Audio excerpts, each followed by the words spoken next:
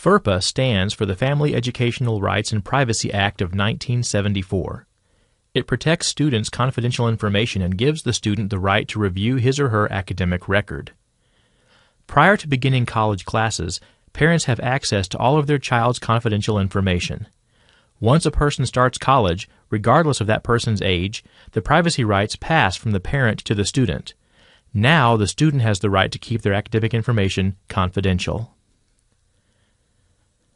Once a person starts college classes, even if they are still in high school, the privacy rights pass from the parent to the student. Confidential information will only be given to the student and not the parents or guardians, other family members, friends, or spouses. Confidential information includes grades, GPA, academic standing, such as probation and suspension, what courses the student is enrolled in, and any information about financial aid, scholarships, billing, or student worker wages.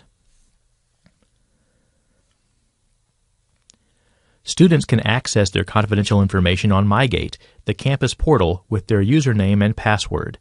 Or they can visit the appropriate offices in person with a photo ID, such as their racer card, driver's license, or passport. Confidential information cannot be shared over the phone or via email. If a student calls or emails an administrative office asking questions about confidential information, the MSU office staff have no way to identify the person on the phone as the real student. Phone and email are not a secure means of communication by itself. Advisors and professors may not be able to identify the student by voice. Students wouldn't want their confidential information given to just anyone.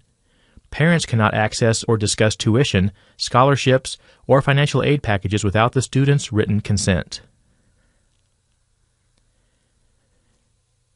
A student can give consent for others to receive their confidential information. To give consent, the student must log into MyGate and go to the Academics tab. The Student Links channel contains a link called Consent to Release Student Information. The consent form allows the student to indicate who and what they grant access to. Each person granted access to confidential information can be given a different level of access: just financial aid information, or both financial aid and academic information, etc. The student can also grant permission to himself to gain access to his own confidential information via phone or email instead of face-to-face communication. Be careful who you give consent to reset your MyGate password. Whoever has your password can see or do anything on your MyGate account, change addresses, accept financial aid, scholarships, add drop classes without your knowledge. The consent form requires the student to enter a unique question and answer. This will be the question asked by the MSU office or an advisor to determine if the person they are talking to has authorization to access the student's confidential information. Confidential information will only be given to those on your approved list and only if they can answer the question correctly. Make sure it is a question and answer only you and the approved people will know. Be sure to tell the approved people what question and answer you chose. Be sure to select good questions. Here are some examples of questions to avoid. What is the name of my dog? It is possible the dog might die and be replaced or forgotten, and your question would be difficult to answer. Or, what car do I drive?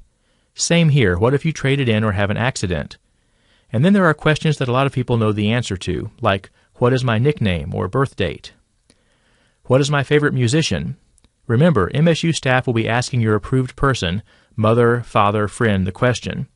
They may answer ZZ Top instead of the student's favorite, Beyoncé. It would be better to use, what is Jane's favorite musician? Once you've selected your questions, read the authorization statement carefully. To authorize, the student must type his or her initials into the box giving consent. Press the Update Consent button. The student's consent wishes are now stored in the system and viewable by MSU offices and advisors. Consent remains in effect forever until revoked.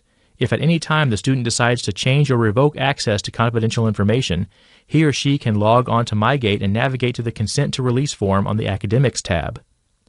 The student types his or her initials in the consent form and presses the Revoke Consent button. All fields on this form will be wiped out. Confidential information will no longer be given out to anyone except to the student, face-to-face, with photo identification.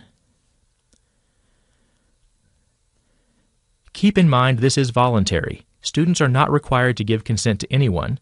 This is a courtesy the student is extending to others to be able to see or hear confidential information about the student. However, this is the only way MSU will release confidential information to anyone, including the student, via phone or email, so students are encouraged to give themselves consent. If you have any questions, please contact the Office of the Registrar at 270-809-5630 or msu.registrar@murraystate.edu.